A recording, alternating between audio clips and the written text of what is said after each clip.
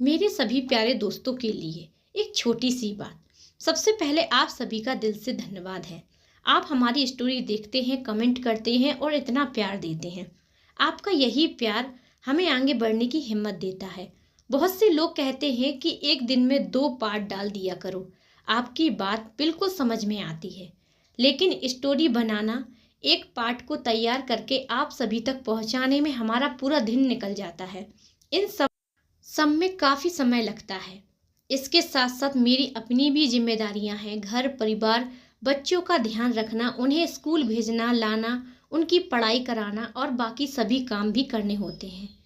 इन्हीं सब के बीच समय निकालकर मैं आपके लिए 15 से 20 मिनट की स्टोरी लेकर आती हूँ। कुछ लोग कहते हैं कि स्टोरी समझ में नहीं आ रही, कुछ पूछते हैं बीच का भाग कहाँ है, और कुछ लोग यह भी लिख देते हैं कि स्टोरी अच्छी नहीं लग रही है, बंद कर दो। मैं आप सबसे सिर्फ इतना कहना चाहती हूँ कि हर कहानी का अपना एक सफ़र होता है।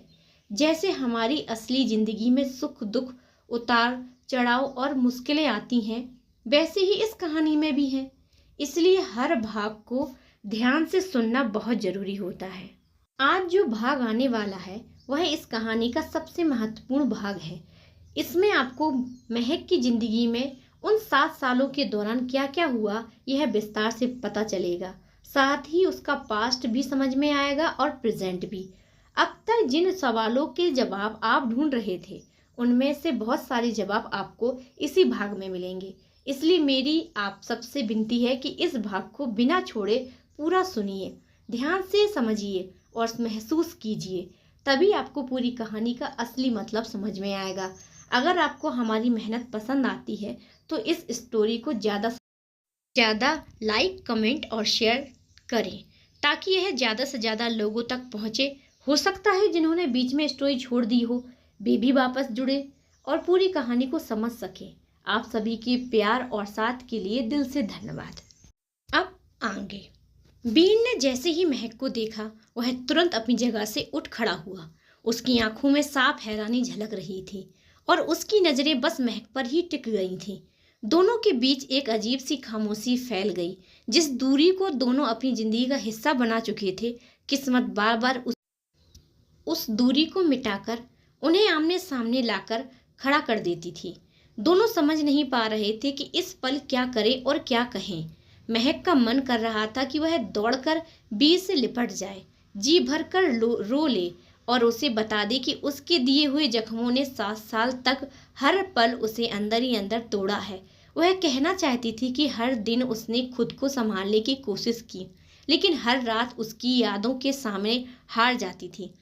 वह यह भी कहना चाहती थी कि गुस्सा अपनी जगह था, मगर उसके लिए दिल में मोहब्बत आज भी जिंदा थी। लेकिन चाहकर भी महक एक कदम आगे नहीं बढ़ा सकी। उधर बीर का दिल भी बेचैन था। उसका मन कर रहा था कि वह महक के सामने सिर झुकाकर अपने हर गुनाह की माफ़ी मांग ले। वह कहना चाहता था कि उसने जो कुछ भी किया, उसका पश्चाताप उसे हर दिन सताता रहा। चाहे महक उसे कभी माफ़ ना करे, फिर भी वह एक बार अपने दिल की बात जरूर कहना चाहता था। जैसे ही उसने आगे बढ़ने की हिम्मत जुटाई, तभी राज तेजी से महक के पास पहुंच गया।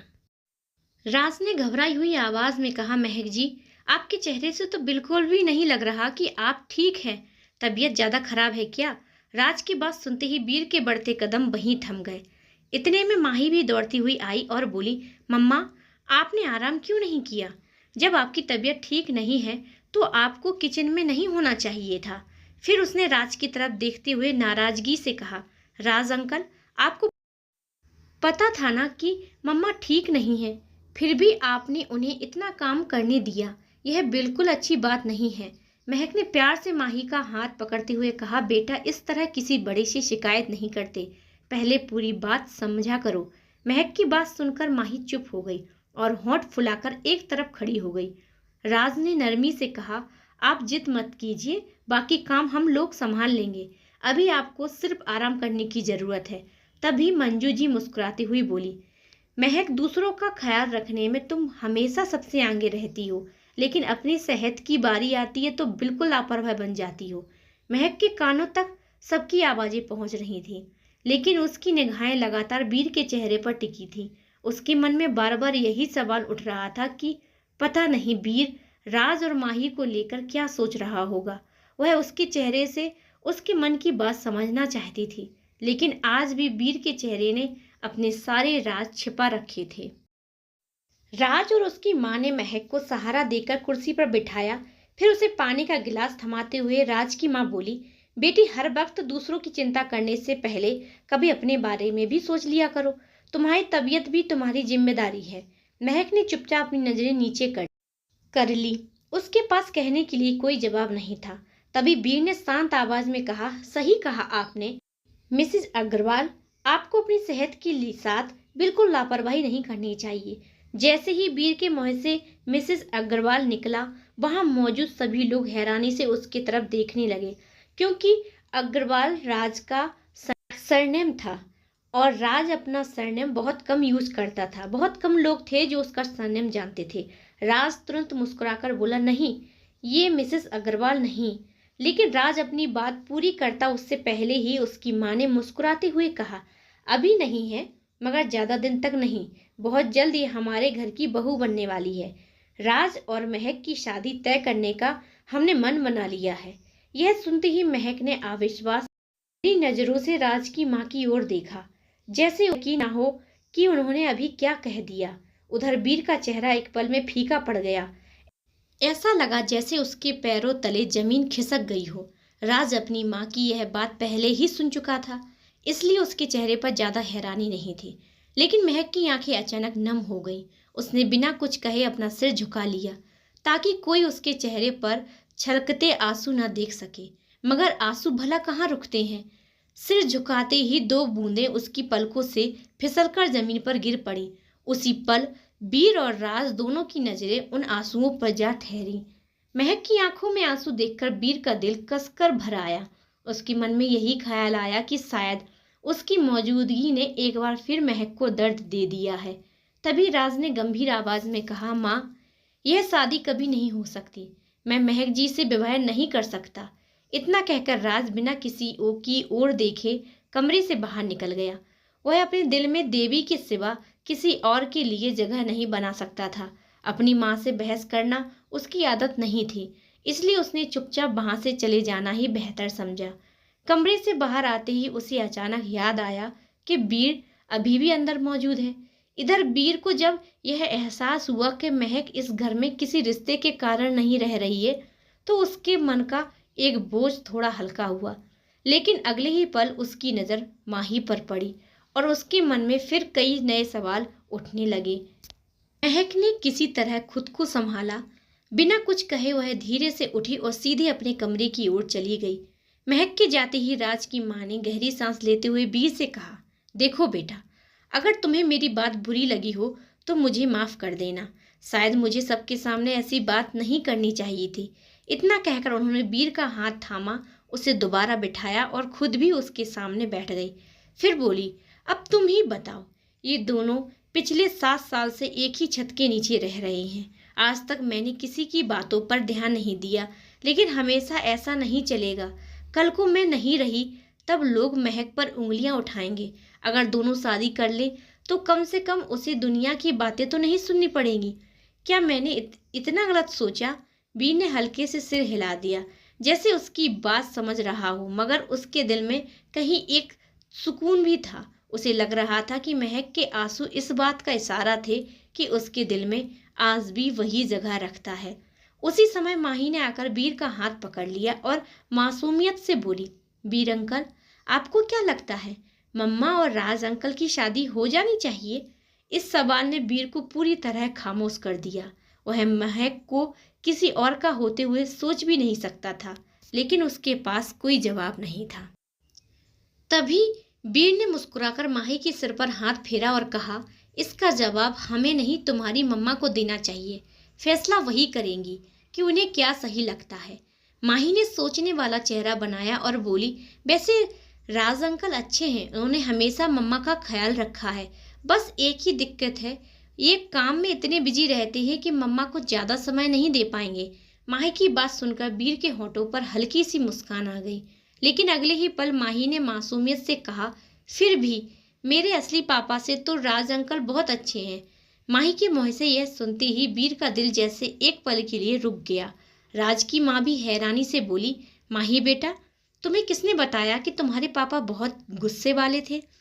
माही ने मासूमियत से जवाब दिया, मुझे सब याद रहता है। एक दिन मैंने गुस्से में एक चीज तोड़ दी थी। तब मम्मा धीरे से बोली थी, बिल्कुल अपने पापा पर गई है। बस तभी से मुझे लगा कि मेरे पापा भी मेरी तरह गुस्सा करते होंगे। इतना कहकर माही चुप हो गई। उसकी बात सुनकर कमरे में कुछ पल के लिए सन्नाटा छा गया। राज की माँ भी गहरी सोच में डूब गई। कुछ देर बाद बीर ने उनकी ओर देखकर पूछा, आंटी, महक जी से आपकी मुलाकात आखिर कैसे हुई थी? उन्होंने धीमी आवाज में जवाब दिया, सच कहूँ बेटा, मुझे ज्यादा कुछ नहीं पता। राज ही उसे यहाँ लेकर आया था। उस वक्त उसकी हालत बहुत खराब थी। कई दिनों तक उसने किसी से एक शब्द तक नहीं कहा। बाद में पता चला कि वह माँ बनने वाली है। उसी दिन से मैंने उसे अपनी बेटी की तरह अपना लिया था। लेकिन उसने आज तक अपने अतीत के बारे में किसी से कुछ नहीं बताया, ना मुझसे ना राज से। पता नहीं कौन सा दर्द है जिसे वह अपने दिल में छुपाए बैठी है। यह सुनकर बी ने धीरे से अपनी आंखें बंद कर ली। वह कुछ देर तक बिना कुछ बोले वहीं बैठा रहा। इतने में राज वापस कमरे में आ गया। उसने वीर की ओर देखकर कहा, मिस्टर ओबरॉय, अगर आज आपको किसी तरह की असहज स्थिति का सामना करना पड़ा हो तो उसके लिए मैं दिल से माफी चाहता हूँ। वीर ने धीरे से आंखें खोली और बोला, माफी तो मुझे आपसे मांगनी चाहिए, बल्कि मैं तो आपका एहसानमंद हूँ। वीर अपनी बात पूरी भी नहीं कर पाया था कि तभी जॉनी तेजी से अंदर आया और बोला, वीर सर, अगर अभी नहीं निकले तो आपकी फ्लाइट छूट जाएगी। हमें तुरंत चलना होगा। बीन ने उदास नजरों से जॉनी की तरफ देखा और धीमी आवाज में पूछा, तुम्हें सच में लगता है कि मुझे यहाँ से चले जाना चाहिए? जॉनी ने कुछ पल चुप रहकर जवाब दिया, सर, मेरा मानना है कि अभी के लिए यही ठीक रहेगा। इस वक्त आपका यहाँ रुकना किसी के लिए भी आसान नहीं होगा। वीर गहरे असमंजस में था। उसका दिल रुक जाने को कह रहा था, जबकि हालात उसे वहां से जाने पर मजबूर कर रही थी।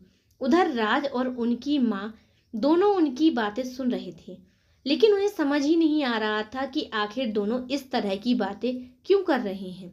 वीर बिना कुछ बोले वापस आकर बैठ गया। उसने एक बार प्यार भरी नजरों से माही को देखा, फिर चुपचाप सिर झुकाकर बैठ गया। कुछ देर बाद जॉनी भी गाड़ी में आकर बैठ गया। वीर ने धीमे स्वर में कहा, मुझे घर ले चलो। 7 साल का इंतजार तो आज खत्म हो गया था, लेकिन अब आगे कौन सा रास्ता चुनना है यह वीर समझ नहीं पा रहा था। उसने अपनी जिंदगी में पहली बार खुद को इतना बेबस महसूस किया। इस बार फैसला उसके हाथ में नहीं बल्कि महक के हाथ में था। यही सोचकर उसने अपनी आंखें बंद कर ली और कार की सीट से सिर टिकाकर बैठ गया। आंखें बंद होते ही जैसे उसकी अंतरात्मा उससे सवाल करने लगी, क्या आज भी तुम उस माफी की उम्मीद लगाए बैठे हो? क्या तुम्हें लगता है कि महक तुम्हारे किए हुए अपराध को भूल जाएगी? तुमने उसी औरत का विश्वास तोड़ा था जिसे अपनी जिंदगी का सबसे बड़ा सहारा बनाना था, और आज उसी से माफी की आस लगाए बैठे हो। माही भी तुम्हारी ही बेटी है, फिर भी तुम उससे दूर हो। अचानक कार के तेज ब्रेक लगे और वीर की निंद्रा टूट गई। वह झटके से सीधा बैठ गया। जॉनी ने पीछे मुड़कर कहा, सर, घर आ गया। वीर बिना कुछ बोले कार से उतरा और सीधे अपने कमरे की तरफ चला गया। रोशनी ने उसे लौटते हुए देखा। उसके चेहरे पर साफ उदासी दिखाई दे रही थी, लेकिन उसने उस समय कुछ नहीं पूछा। जब जॉनी अंदर आया तो रोशनी ने सवाल भरी नजरों से उसकी ओर देखा। जॉनी ने धीरे से कहा, महक दी मिल गई हैं। इतना कहकर वह चुप हो गया। रोशनी ने भी आगे कुछ नहीं पूछा। वह समझ गई थी कि अब महक शायद कभी वापस इस घर में नहीं आएगी। भले ही उसे पूरी सच्चाई नहीं पता थी कि वीर और महक के बीच क्या हुआ था, लेकिन वह महक के दर्द को अच्छी तरह महसूस करती थी। इतने सालों तक अगर महक ने खुद को सबसे दूर रखा तो उसके पीछे कोई बहुत गहरी वजह जरूर हो रही होगी। इसलिए अब रोशनी बस यही दुआ करती थी कि जहां भी महक रहे खुश रहे। उधर महक अपने कमरे में पहुंचते ही फूट फूट कर रो पड़ी। उसने दरवाजा अंदर से बंद कर लिया ताकि माही अंदर आकर उससे उसके आंसू की वजह ना पूछ सके। रोते रोते उसकी आंखों के सामने 7 साल पुरानी वह रात ताजा हो गई। उस रात वीर बेहद गुस्से में घर लौटा था। महक ने पहली बार उसका इतना भयानक रूप देखा था। घर वालों के सामने तो उसने किसी तरह वीर को शांत कर दिया था और वीर भी चुप हो गया था, लेकिन जैसे ही दोनों कमरे में पहुंचे महक ने उससे बात करना तक छोड़ दिया। वह उसकी तरफ देख भी नहीं रही थी। वीर उससे बेहद प्यार करता था, लेकिन उसका गुस्सा अक्सर उसके सोचने समझने की ताकत छीन लेता था। उस रात भी वह खुद को काबू में रखने की पूरी कोशिश कर रहा था, क्योंकि वह कोई गलती दोहराना नहीं चाहता था। मगर महक की बेरुखी उसके अंदर दबे गुस्से को फिर से भड़काने लगी। आखिरकार उसने आगे बढ़कर महक के कंधे पर हाथ रखा और उसे अपनी तरफ घुमाने की कोशिश की, लेकिन महक ने झटके से उसका हाथ हटाते हुए कहा, मुझे हाथ मत लगाओ, मुझसे दूर रहो। मैं समझती रही कि तुम्हारे अंदर कहीं ना कहीं इंसानियत बाकी है, लेकिन आज तुमने मेरा यह भरोसा भी तोड़ दिया। वीर ने गहरी सांस ली। खुद को शांत रखने की आखिरी कोशिश करते हुए उसने पीछे से महक को अपनी बाहों में भर लिया और कांपती आवाज में बोला, बस आज मुझे और मत ठुकराओ, मैं पहले ही टूट चुका हूँ, प्लीज आज मुझसे कुछ मत कहो। वीर के अचानक इतने करीब आने से महक का पूरा शरीर सिहर उठा। उसके कानों में बार बार गूंजती प्लीज की आवाज ने उसे कुछ पल के लिए बिल्कुल खामोश कर दिया, लेकिन उसी स्पर्श ने उसके दिल में दबी हुई उस भयानक रात की सारी हदें फिर से जिंदा कर दी थी। उसका दिल जोर जोर से धड़कने लगा, दिमाग जैसे सुन पड़ गया। वीर ने उसे अपनी बाहों में और कस लिया। महक चाहकर भी खुद को छुटा नहीं पा रही थी। महक के बालों की हल्की सी खुशबू वीर के बिखरे हुए होशों को और बेचैन करने लगी थी।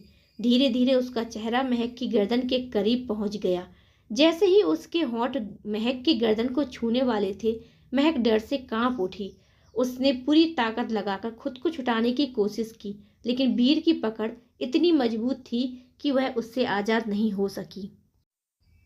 धीरे धीरे वीर महक के और भी करीब आता गया। महक उसे रोकना चाहती थी, उससे दूर, लेकिन जैसे उसके शरीर ने उसका साथ छोड़ दिया था।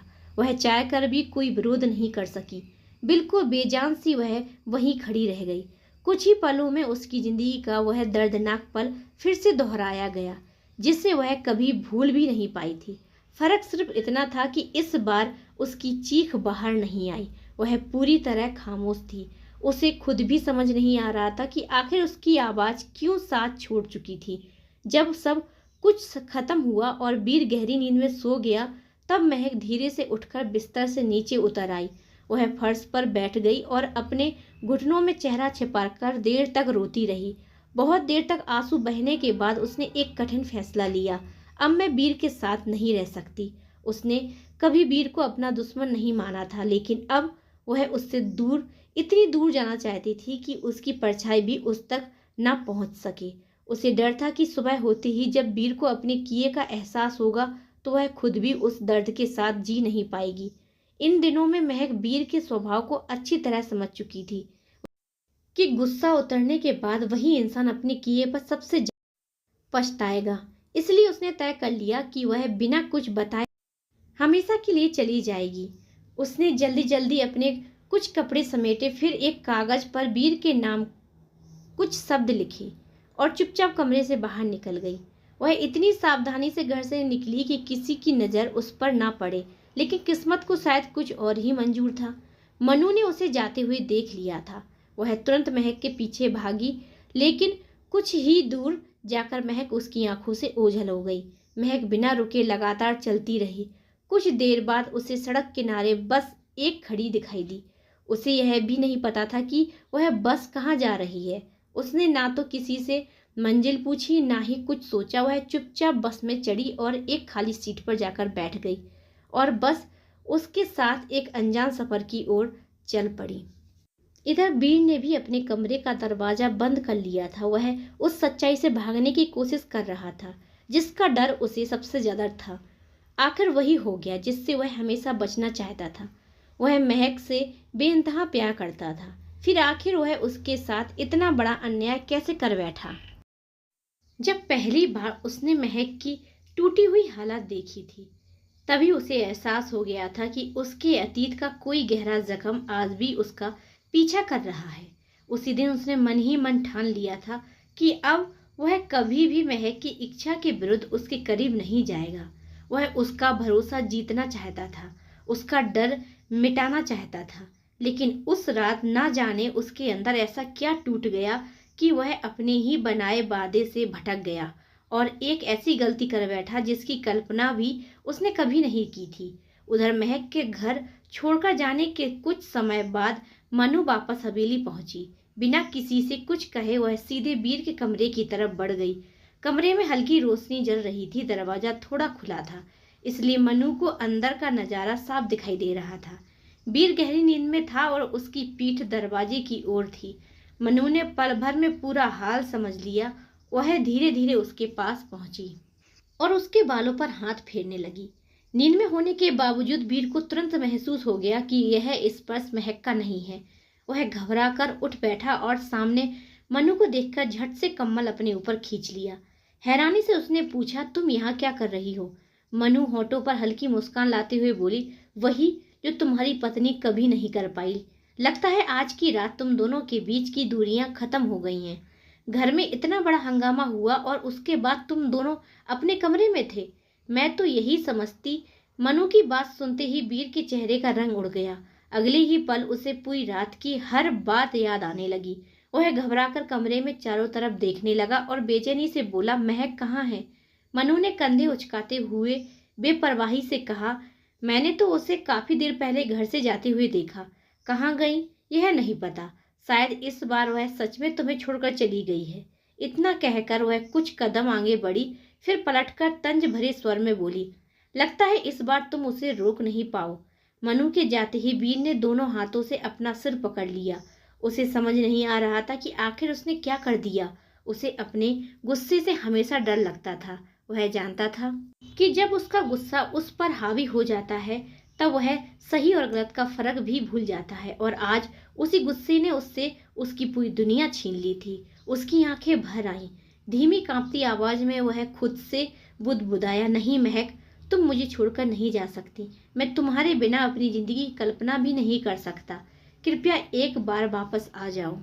बीर तुरंत बिस्तर से उठा। उसने जल्दी जल्दी कपड़े बदले और बिना एक पल गवाए महक को ढूंढने निकल पड़ा। लेकिन इस बार महक सिर्फ घर छोड़कर नहीं गई थी, बल्कि उसने वापस कभी न लौटने का फैसला कर लिया था। सुबह के लगभग 5 बज चुकी थी। बीर घर के आसपास की हर सड़क पर, हर गली और हर उस जगह पर उसे तलाश चुका था जहां महक के होने की जरा सी भी उम्मीद थी, लेकिन महक कहीं नहीं मिली। आखिरकार थक हार कर वह वापस घर लौट आया। उसने किसी से एक शब्द भी नहीं कहा और सीधे अपने कमरे में जाकर खुद को बंद कर लिया। वह तो महक के साथ अपनी जिंदगी की नई शुरुआत करने लगा था, लेकिन लौटा तो उसे हमेशा के लिए खोकर। सच ही है, वक्त बदलते देर नहीं लगती। उधर उधर महक जिस बस में बैठी थी वह लगातार आगे बढ़ती जा रही थी। महक सोच रही थी कि उसे ऐसी जगह पहुंचना होगा जहां बीर कभी उसे ढूंढ ना सके। अगर वह पास रही तो बीर उसे हर हाल में खोज निकालेगा। इन्हीं उलझनों में डूबी महक सड़क किनारे खड़ी थी कि तभी एक कार आकर उसके सामने रुकी। कार को देखकर एक पल के लिए उसके दिल की धड़कनें तेज हो गईं। उसे लगा कहीं बीर उसे ढूंढते हुए तो नहीं आ गया, लेकिन अगले ही पल कार से एक अनजान व्यक्ति बाहर उतरा। उसे देखकर महक और भी सतर्क हो गई। वह राज था। राज धीरे से उसके पास आया और विनम्र स्वर में बोला, माफ कीजिए, आप यहाँ इस तरह अकेले क्यों खड़ी हैं? यह इलाका सुरक्षित नहीं है, आपको यहाँ नहीं रुकना चाहिए। महक ने बिना उसकी तरफ धीमे स्वर में कहा, सुरक्षित? बताइए ऐसी कौन सी जगह है जहाँ एक लड़की पूरे भरोसे के साथ खुद को सुरक्षित महसूस कर सके? महक की बात सुनकर राज कुछ पल के लिए चुप रहा, फिर उसने नरमी से पूछा, अगर आपको बुरा ना लगे तो बताइए आपको जाना कहाँ है, मैं आपको छोड़ देता हूँ। महक ने कुछ पल सोचा, फिर बोली, मेरे पास किराया नहीं था, इसलिए बस वाले ने मुझे यहीं उतार दिया। राज ने शांत स्वर में कहा, कोई बात नहीं, जहाँ जाना हो मुझे बता दीजिए, मैं पहुँचा दूंगा। महक की आंखें भर आईं। वह टूटे हुए स्वर में बोली, अगर सच में मेरी मदद करना चाहते हो तो मुझे ऐसी जगह छोड़ दीजिए जहां मैं चैन से मर सकूं। जब भी मैं अपनी जिंदगी खत्म करने की सोचती हूँ, कोई ना कोई आकर मुझे बचा लेता है। राज उसकी बात सुनकर स्तब्ध रह गया। कुछ पल बाद उसने बहुत गंभीर आवाज में कहा, पहले यहाँ से चलिए, बाकी बातें रास्ते में करेंगे। महक ने झिझकते हुए पूछा, मैं आप पर भरोसा क्यों करूं? राज हल्का सा मुस्कुराया और बोला, जब आपको लगता है कि अब जीना ही नहीं है तो फिर मुझसे डर कैसा? वैसे भी मैं सिर्फ एक साधारण इंसान हूँ। कुछ ही दिन पहले मैंने अपनी पत्नी और अपने बच्चे को खोया है, इसलिए किसी अपने को खोने का दर्द मैं अच्छी तरह समझ सकता हूँ। राज की बात सुनकर महक चुप हो गई। उसकी खामोशी को ही राज ने उसकी मंजूरी समझा। उसने कार का दरवाजा खोला और महक को अपने साथ बिठाकर घर ले आया। घर पहुंचते ही राज की माँ की नज़र महक पर पड़ी। उन्होंने सवाल भरी नज़रों से राज की तरफ देखा।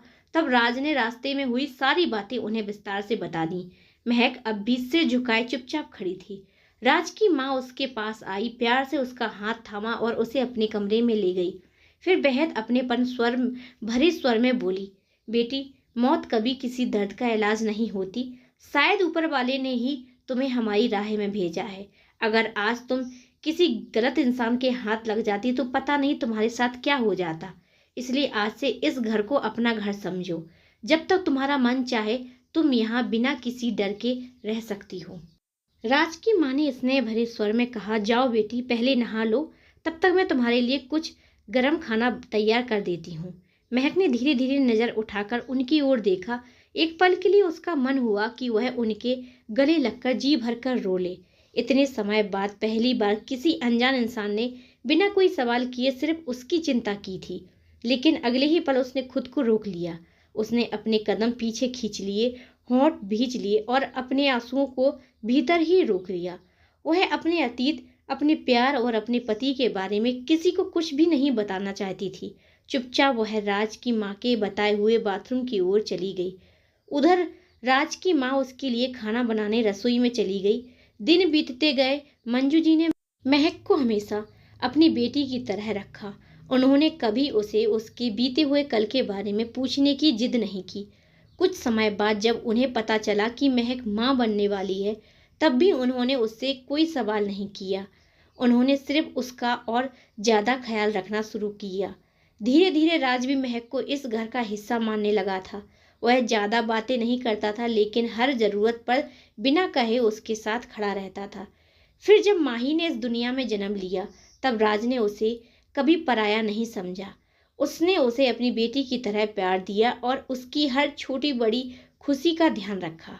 उधर वीर ने जब हर जगह तलाश करने के बाद भी महक को नहीं पाया, तो वह टूटकर अपने कमरे में लौट आया। वही उसकी नज़र उस कागज पर पड़ी जिसे महक उसके लिए छोड़ गई थी। कांपते हाथों से उसने वह चिट्ठी उठाई और पढ़ना शुरू किया। उसमें लिखा था, वीर, जब मैंने सच बोलना शुरू किया तब मुझे पता चला कि हमारे माता पिता बहुत अच्छे दोस्त थे। उन्होंने बचपन में ही हमारा रिश्ता का फैसला कर दिया था। शायद ऊपर वाले की यही मर्जी थी कि इतने साल दूर रहने के बाद भी हम एक दूसरे के जीवन साथी बने और फिर हमारी राहें एक हो गई। मैंने हमेशा तुम्हें पूरे दिल से चाहा, लेकिन अब मेरे भीतर आगे चलने की ताकत नहीं बची है। मैं बहुत थक चुकी हूँ, इसलिए इस बार मैं हमेशा के लिए जा रही हूँ। मेरी चिंता मत करना, बस अपना ख्याल रखना, महक। वीर ने जैसे ही वह चिट्ठी पढ़कर पूरी की, उसकी आंखों से आंसू रुकने का नाम ही नहीं ले रहे थे।